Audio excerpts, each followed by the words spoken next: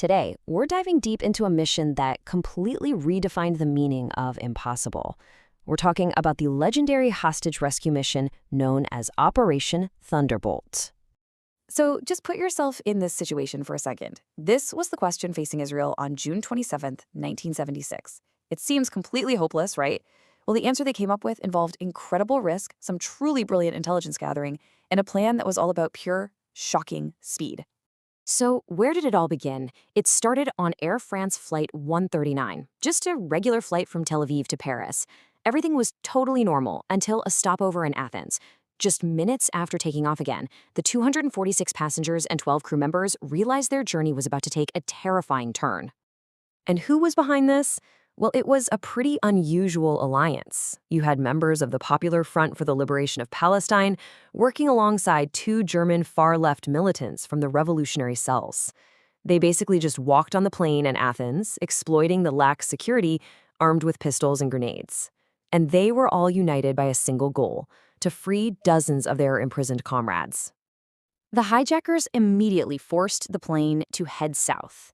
After a really tense 7-hour refueling stop in Benghazi, Libya, they ordered the pilot to fly deep into Africa. Their final destination?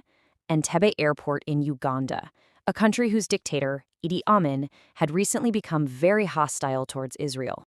Once they landed at Entebbe, any hope for a quick, peaceful end to this just vanished.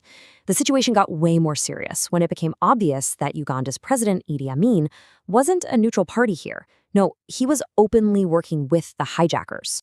On the ground, the hijackers were actually reinforced by 3 more accomplices. And the Ugandan soldiers, they weren't there to help. They surrounded the old terminal building, essentially acting as extra guards, trapping the hostages even more securely. Their demand was crystal clear: release 53 militants, most of whom, 40 to be exact, were in Israeli prisons. And they set a hard deadline. If their friends weren't freed by July 1st, they would start executing passengers. And then came this absolutely chilling moment. The hijackers started reading names from passports. They separated all the Israeli citizens and any other passengers they identified as Jewish and moved them into a separate hall. The other, non-Israeli hostages were eventually released and flown to Paris. Back in Israel, you can just imagine the scene. It was a frantic race against time. The government was basically fighting on 2 fronts. Publicly, they were trying diplomacy to buy more time, but secretly, they were planning a military operation that everyone thought was impossible. So on the surface, Israeli leaders agreed to negotiate. They actually managed to use Idi Amin's ego, his desire for some international spotlight, to get the deadline pushed back to July 4th. But behind the scenes, every single one of those extra seconds was being used to piece together a rescue plan. You know, the hijackers made a huge mistake by letting those non-Israeli hostages go. Israeli intelligence agents were there to meet them in Paris, and they got priceless intel: how many terrorists, what weapons they had. But the real breakthrough? It came from a totally unexpected place. Planners found out that an Israeli construction company had actually built the Entebbe terminal years before, and they still had the original blueprints. All of a sudden, Israel had a perfect inch-by-inch map of the entire battlefield. Okay, so with this incredible intelligence, the real planning could start. And some of the early ideas were, well, they were straight out of a Hollywood movie. I'm talking a commando raid from boats across crocodile-infested Lake Victoria, or even a massive paratrooper drop from high altitude. But they were all rejected. Why? Too risky, and more importantly, no good way to get everyone out afterward. So the plan they settled on was just breathtakingly ambitious. This wasn't going to be a small, sneaky raid. It was going to be a massive, lightning-fast takeover of an entire airport, thousands of kilometers from home. They called it Operation Thunderbolt, and that name says it all. Speed was absolutely everything. So, on the night of July 3rd, it was go time. 4 C-130 Hercules transport planes took off. They flew incredibly low, just feet above the Red Sea, to stay off enemy radar for the entire 8-hour journey into the heart of Africa. The single biggest problem they had to solve was how to get from the runway to the terminal without tipping everyone off and starting a massive firefight. A head-on assault would have been suicide. They needed a trick, a brilliant piece of deception to let them just drive right up to the building like they belonged there. And this was their solution. Intelligence knew that Idi Amin liked to visit the hostages, and he always arrived in his black Mercedes. So what did the Israelis do? They found an identical Mercedes, painted it black, slapped some Ugandan flags on it, and loaded it onto the lead plane. The idea was to land, drive it right off the ramp, and cruise up to the terminal looking exactly like the president's motorcade. The hope was the guards would just wave them through. But you know what they say, no plan survives contact with the enemy, or in this case, random chance.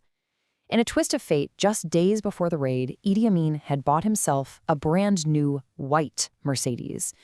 So as the fake black convoy approached the terminal, 2 Ugandan guards saw the wrong car, raised their rifles, and ordered them to stop. The ruse was over. The element of surprise was gone. The commandos had no choice but to open fire.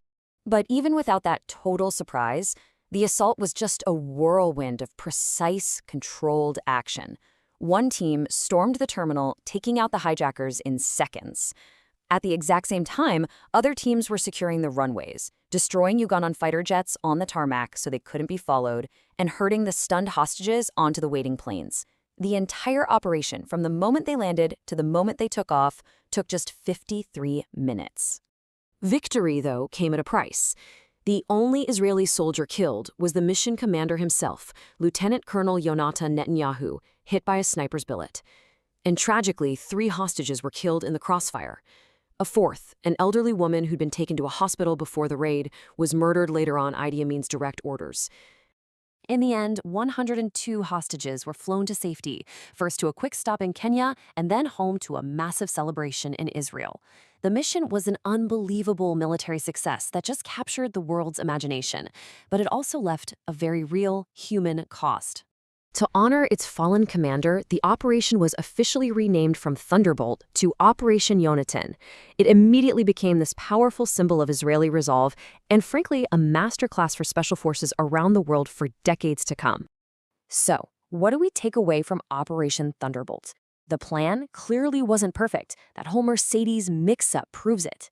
But its success leaves us with this powerful question, doesn't it? In the face of impossible odds, maybe the most rational thing to do is something courageously, audaciously irrational. If you value clarity over chaos, explore more on Clear Lens X.